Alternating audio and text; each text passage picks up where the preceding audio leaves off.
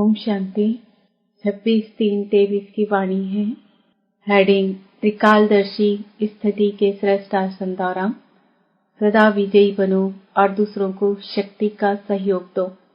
आज त्रिकालदर्शी बाप दादा अपने सर्व मास्टर त्रिकालदर्शी बच्चों को देख रहे हैं। त्रिकालदर्शी बनने का साधन बाप दादा ने हर बच्चे को दिव्य बुद्धि का वरदान व ब्राह्मण जन्म की विशेष सौगात दी है, क्योंकि दिव्य बुद्धि द्वारा ही बाप को, अपने आप को और तीनों कालों को स्पष्ट जान सकते हो।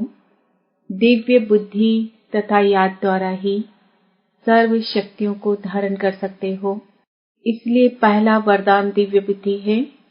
ये वरदान बाप दादा ने सर्व बच्चों को दिया है, लेकिन इस वरदान को प्रत्यक्ष जीवन में नंबरवार कार्य में लगाते हो। दिव्य बुद्धि त्रिकालदर्शी स्थिति का अनुभव कराती है। चारों ही सब्जेक्ट धारण करने का आधार दिव्य बुद्धि है। चारों ही सब्जेक्ट को सभी बच्चे अच्छी तरह से जानते हैं, वर्णन भी करते हैं, लेकिन जानना, वर्णन करना यह सभी को आता है, लेकिन धारण करना इसमें नंबर बन जाते हैं। दिव्य बुद्धि की विशेषताएं। दिव्य बुद्धि वाली आत्माएं कोई भी संकल्प को कर्म व वाणी में लाने समय हर बोल और हर कर्म को तीनों काल से जानकर फिर प्रैक्टिकल में आती है। साधारण बुद्धि वाली आत्माएं बाहर करके वर्तमान को स्पष्ट जानती है, लेकिन भविष्य और भूतकाल को स्पष्ट नहीं जानती। दिव्य बुद्धि वाली आत्मा को पास्ट और फ्यूचर भी इतना ही स्पष्ट होता है जैसे प्रेजेंट स्पष्ट है। तीनों ही काल साथ साथ स्पष्ट अनुभव होता है। वैसे सभी कहते भी हैं कि जो सोचो, जो करो, जो बोलो, आगे पीछे को सोच समझ करके करो। कर्म के पहले परिणाम को सामने रखो। परिणाम हुआ भविष्य, तो नंबर 1 है त्रिकालदर्शी बुद्धि। त्रिकालदर्शी बुद्धि कभी असफलता का अनुभव नहीं करेगी, लेकिन बच्चों में 3 प्रकार की बुद्धि वाले हैं। पहला नंबर सदा त्रिकालदर्शी बुद्धि, दूसरा नंबर कभी त्रिकालदर्शी और कभी एक कालदर्शी, तीसरा नंबर अलबेली बुद्धि, जो सदा वर्तमान को देखते, सदा यही सोचते कि जो अभी हो रहा है या मिल रहा है व चल रहा है, इसमें ठीक रहें। भविष्य क्या होगा इसको क्या सोचें, लेकिन अलबेली बुद्धि आदि मध्य अंत को न सोचने के कारण सदा सफलता प्राप्त करने में धोखा खा लेती है। तो बनना है त्रिकालदर्शी बुद्धि। त्रिकालदर्शी स्थिति ऐसा श्रेष्ठ आसन है जिस आसन अर्थात स्थिति द्वारा स्वयं भी सदा विजयी और दूसरों को भी विजयी बनने की शक्ति व सहयोग देने वाले हैं। दिव्य बुद्धि विशाल बुद्धि है। दिव्य बुद्धि बेहद की बुद्धि है। तो चेक करो कि स्वयं की बुद्धि किस नंबर की बनाई है। बाप दादा ने बच्चों के रिजल्ट में देखा कि ज्ञान, गुण, शक्तियों का खजाना जमा सभी बच्चों के पास है, लेकिन जमा होते भी नंबरवार क्यों है? ऐसा कोई भी नहीं दिखाई दिया जिसके पास खजाने जमा नहीं हो। सभी के पास जमा है ना, फिर नंबरवार क्यों? अगर किसी से भी पूछेंगे, स्वयं का ज्ञान है, बाप का ज्ञान है, चक्र का ज्ञान है, कर्मों की गति का ज्ञान है। सभी के पास सर्व शक्तियां हैं कि कोई है कोई नहीं है? ज्ञान में सभी ने हाँ किया और शक्तियों में हाँ क्यों नहीं किया? अच्छा, सभी गुण हैं, सर्व गुण बुद्धि में है, बुद्धि में ज्ञान भी है, शक्तियां भी है, फिर नंबरवार क्यों? फर्क क्या होता है? खजाने को विधि पूर्वक कार्य में लगाना नहीं आता है। समय बीत जाता है, फिर सोचते हैं कि ऐसे करते थे, इस विधि से चलते थे तो सिद्धि मिल जाती थी। तो समय को जानना और समय प्रमाण शक्ति व गुण व ज्ञान को कार्य में लगाना, इसके लिए दिव्य बुद्धि की विशेषता आवश्यक है। वैसे ज्ञान की पॉइंट्स बहुत सोचते रहते हैं। तो जैसे बाप के लिए गाया हुआ है कि मैं जो हूँ जैसा हूँ वैसे मुझे जानने वाले कोटों में कोई है। जानते तो सभी हैं लेकिन अंडरलाइन है। जो हूँ जैसा हूँ उसमें अंतर पड़ जाता है। इसी रीति जैसा समय और जो ज्ञान की पॉइंट्स या गुण या शक्ति आवश्यक है वैसा कार्य में लगाना, इसमें अंतर पड़ जाता है और इसी अंतर के कारण नंबर बन जाते हैं। तो कारण समझा। एक तो समय प्रमाण विधि का अंतर पड़ जाता है। दूसरा, कोई भी कर्म व संकल्प त्रिकालदर्शीपन नहीं करते, इसलिए नंबर बन जाते हैं। कोई भी संकल्प बुद्धि में आता है तो संकल्प है बीज, वाचा और कर्मणा बीज का विस्तार है। अगर संकल्प अर्थात बीज को त्रिकालदर्शी स्थिति में स्थित होकर चेक करो, शक्तिशाली बनाओ तो वाणी और कर्म में स्वतः ही सहज सफलता है ही है। संकल्प को चेक नहीं करते अर्थात बीज शक्तिशाली नहीं होता तो वाणी और कर्म में भी सिद्धि की शक्ति नहीं रहती। लक्ष्य सभी का सिद्धि स्वरूप बनने का है ना। बीच बीच में बुद्धि अलबेली बन जाती है, इसलिए कभी सिद्धि अनुभव करते और कभी मेहनत अनुभव करते। बाप दादा का सभी बच्चों से प्यार की निशानी है कि सब बच्चे सदा सहज सिद्धि स्वरूप बन जाएं। आपके जड़ चित्रों द्वारा भक्त आत्माएं सिद्धि प्राप्त करती रहती है, तो चैतन्य में सिद्धि स्वरूप बने हो तब तो जड़ चित्रों द्वारा भी और आत्माएं सिद्धि प्राप्त करती रहती है। जो त्रिकालदर्शी स्थिति में स्थित रहते हैं तो त्रिकालदर्शी स्थिति समर्थ स्थिति है। इस समर्थ स्थिति वाले व्यर्थ को ऐसा सहज समाप्त कर देते हैं जो स्वप्न मात्र भी व्यर्थ समाप्त हो जाता है। अगर त्रिकालदर्शी बुद्धि द्वारा कर्म नहीं करते हैं तो व्यर्थ का बोझ बार बार ऊंचे नंबर में अधिकारी बनने नहीं देता, तो दिव्य बुद्धि का वरदान सदा हर समय कार्य में लगाओ। बाप दादा ने पहले भी इशारा दिया है कि ज्ञानी योगी आत्माएं बने हो। अब ज्ञान और योग के शक्ति को प्रयोग में लाने वाले प्रयोगशाली आत्माएं बनो। जैसे साइंस की शक्ति का प्रयोग दिखाई देता है ना, लेकिन साइंस की शक्ति के प्रयोग का भी मूल आधार क्या है? आज जो भी साइंस ने प्रयोग कर साधन दिए हैं, उन सब साधनों का आधार क्या है? साइंस के प्रयोग का आधार क्या है? मेजॉरिटी देखेंगे जो त्रिकालदर्शी स्थिति में स्थित रहते हैं, तो त्रिकालदर्शी स्थिति समर्थ स्थिति है। इस समर्थ स्थिति वाले व्यर्थ को ऐसे सह समाप्त कर देते हैं जो स्वप्न मात्र भी व्यर्थ समाप्त हो जाता है।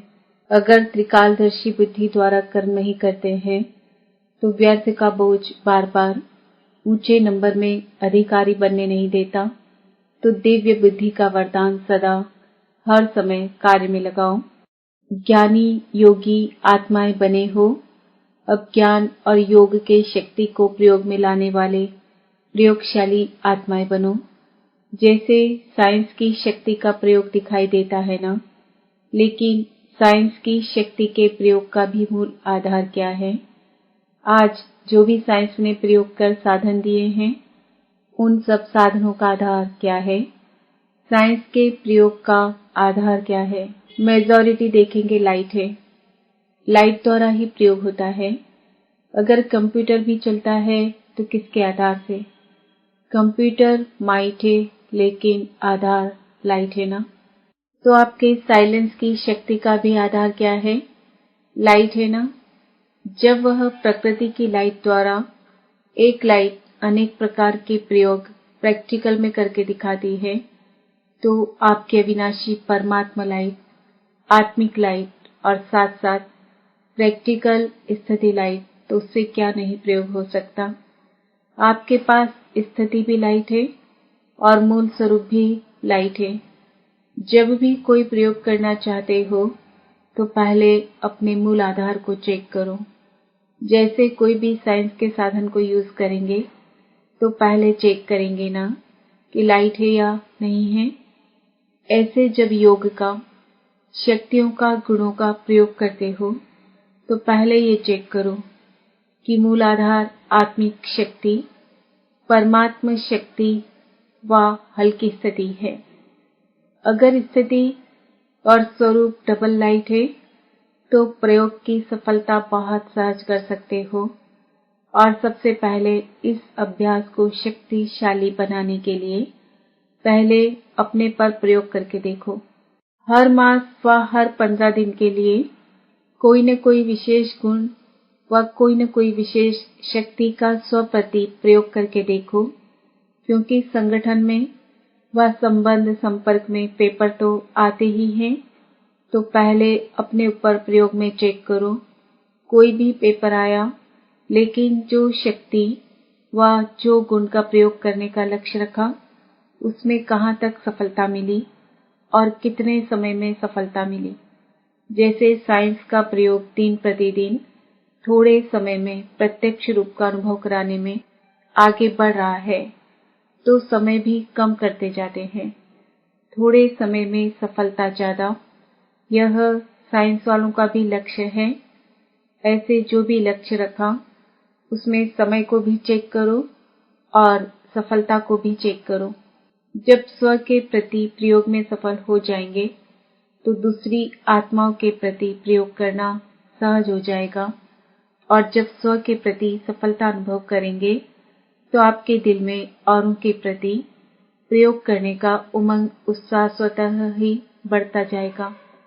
अन्य आत्माओं के संबंध संपर्क में व स्व के प्रयोग द्वारा उन आत्माओं को भी आपके प्रयोग का प्रभाव स्वतः ही पड़ता रहेगा।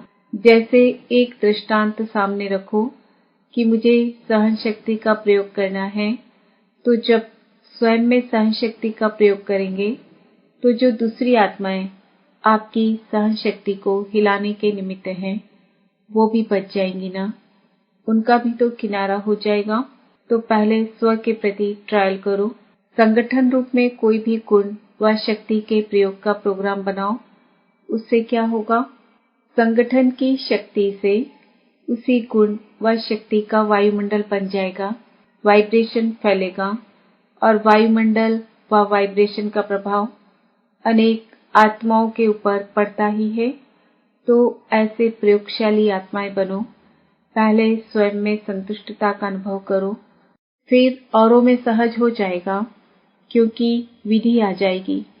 जैसे साइंस के कोई भी साधन को पहले सैंपल के रूप में प्रयोग करते हैं, फिर विशाल रूप में प्रयोग करते हैं, ऐसे आप पहले स्वयं को सैंपल की रीति से यूज करो।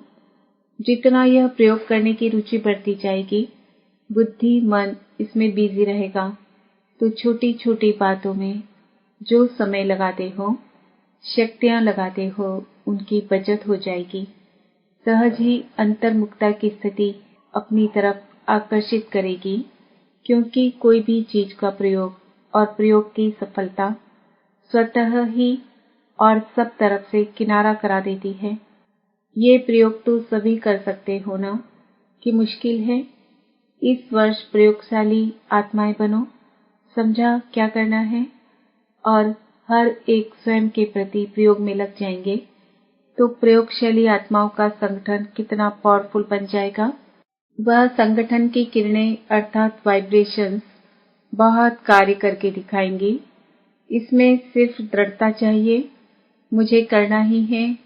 दूसरों के अलबेलेपन का प्रभाव नहीं पड़ना चाहिए, आपकी दृढ़ता का प्रभाव औरों पर पड़ना चाहिए, क्योंकि दृढ़ता की शक्ति श्रेष्ठ है या अलबेलेपन की शक्ति श्रेष्ठ है। बाप दादा का वरदान है, जहाँ दृढ़ता है वहाँ सफलता है ही। तो क्या बनेंगे? प्रयोगशाली, त्रिकालदर्शी, आसनधारी।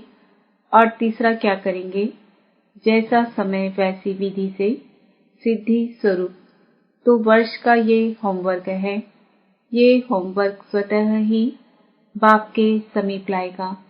जैसे ब्रह्मा बाप को देखा, कोई भी कर्म करने के पहले आदि मध्य अंत को सोच समझ कर्म किया और कराया। अलबेलापन नहीं कि जैसा हुआ ठीक है, चलो चलाना ही है, नहीं। तो फॉलो ब्रह्मा बाप, फॉलो करना तो सहज है ना। कॉपी करना है ना, कॉपी करने का तो अक्ल है ना। अचानक लॉटरी मिलती है तो उसकी खुशी ज्यादा ही होती है। जितना हिम्मत रख आगे बढ़ते रहते हैं उतनी सफलता श्रेष्ठ से श्रेष्ठ मिलती रहती है। हिम्मते बच्चे मददे बाप। अच्छा, चारों ओर के मास्टर त्रिकालदर्शी आत्माओं को सदा समय के महत्व को जानने और समय प्रमाण खजाने को कार्य में लगाने वाले दिव्य बुद्धिवान आत्माओं को सदा अंतर्मुखता की प्रयोगशाला में प्रयोग करने वाले प्रयोगशाली आत्माओं को सदा हिम्मत द्वारा बाप के मदद का प्रत्यक्ष अनुभव करने वाली आत्माओं को बाप दादा का याद प्यार और नमस्ते। हम बच्चों का भी बाप दादा को याद प्यार, गुड मॉर्निंग, नमस्ते, ओम शांति। निमित्त आत्माओं को विशेष उमंग उत्साह बढ़ाने के व परिवर्तन शक्ति को बढ़ाने के प्लान जरूर है। माया संगठन को हिलाने के नए नए प्लान बनाती है, नई नई बातें सुनती और आप लोग सभी को हिम्मत उमंग में लाने के प्लान बनाते हो। अच्छा, वरदान। शुद्ध मन और दिव्य बुद्धि के विमान द्वारा सेकंड में स्वीट होम की यात्रा करने वाले मास्टर सर्वशक्तिवान भव। साइंस वाले फास्ट गति के यंत्र निकालने का प्रयत्न करते हैं। उसके लिए कितना खर्चा करते हैं, कितना समय और एनर्जी लगाते हैं, लेकिन आपके पास इतनी तीव्र गति का यंत्र है जो बिना खर्च के सोचा और पहुंचा। आपको शुभ संकल्प का यंत्र मिला है, दिव्य बुद्धि मिली है। इस शुद्ध मन और दिव्य बुद्धि के विमान द्वारा जब चाहे तब चले जाओ और जब चाहे तब लौट आओ। मास्टर सर्वशक्तिवान को कोई रोक नहीं सकता। स्लोगन। दिल सदा सच्ची हो तो दिलाराम बाप की आशीर्वाद मिलती रहेगी। आज का समान है। मैं